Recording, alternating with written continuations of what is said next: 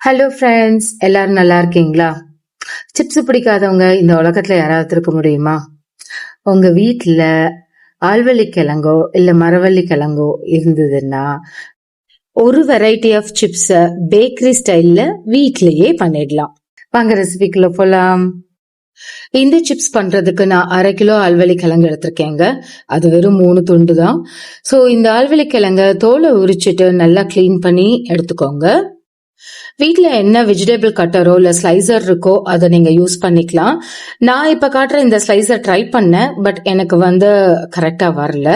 So அதனால நான் கத்தி வச்சியே கட் பண்ண ஆரம்பிச்சிட்டேன். நீங்க உங்களுக்கு எது கம்ஃபர்டபுளோ நீங்க அந்த கட்டர் யூஸ் பண்ணிக்கோங்க. முக்கியமான விஷயம் என்னன்னா, இந்த ஆழ்வள்ளி கிழங்கு ஸ்லைசஸ் வந்து நல்லா தின்னா வரணும், அவ்வளவுதாங்க. ஸோ கத்தி வச்சு யூஸ் பண்றது தான் எனக்கு கரெக்டா இருந்துச்சு. ஸோ இதே மாதிரி நான் அழகா கட் பண்ணி எடுத்துக்கிட்டேன். ஒரு 2 நிமிஷம் ஃபேனுக்கு அடியில வச்சேன். ஸோ தட் அந்த ஈரம் வந்து கொஞ்சம் உடனே ட்ரை ஆயிடுச்சு. அடுத்து அடிகனமான ஒரு கடாயில நிறைய எண்ணெய் விட்டுக்கோங்க. பொரிக்கிற அளவுக்கு எண்ணெய் விட்டுக்கோங்க. அப்புறம் நம்ம கட் பண்ணி வச்சிருக்க இந்த ஆழ்வள்ளி கிழங்க வந்து அதுக்குள்ள கொஞ்சம் கொஞ்சமா போட்டு நல்லா பொரிக்கணும். நான் வந்து 2 பேட்சா பிரிச்சு வச்சுக்கிட்டேன். இது ஃபர்ஸ்ட் பேட்ச் இப்ப போட்டிருக்கிற சிப்ஸ். ஸோ இப்போ ஃபர்ஸ்ட் நம்ம போட்ட உடனே ஒயிட் கலர்ல இருக்கும். அந்த பபிள்ஸ் எல்லாம் கொஞ்சம் குறைய ஆரம்பிக்கும் போது, அடங்க ஆரம்பிக்கும் போது ஒரு yellowish-ஆ வரும். பட் அது நல்லா ஆரஞ்சிஷா வந்து ஒரு கோல்டன் கலர்ல வரும்போது அந்த எண்ணெய் கொதிக்கிற அந்த பபிள்ஸுமே கொஞ்சம் அடங்கிடும். அதுதான் கரெக்டான பதம் நம்ம எடுக்கிறதுக்கு. ஸோ இப்போ இந்த ஃபர்ஸ்ட் பேட்ச் வந்து நல்லா வேக ஆரம்பிச்சிச்சு. கொஞ்சம் திருப்பி திருப்பி விடுங்க. அந்த சிப்ஸோட ஓரம்லாம் வந்து கோல்டன் கலர்ல ஆக ஆரம்பிக்கும். அப்போ இன்னும் கொஞ்சம் நல்லா ஆரஞ்சிஷா ஆனதுக்கு அப்புறம் ஒரு 1/2 ஸ்பூன் மஞ்சத்தூள் உள்ள ஆட் பண்ணுங்க. ஆட் பண்ணிட்டு கொஞ்சம் நல்லா அப்படியே மிக்ஸ் பண்ணி விடுங்க.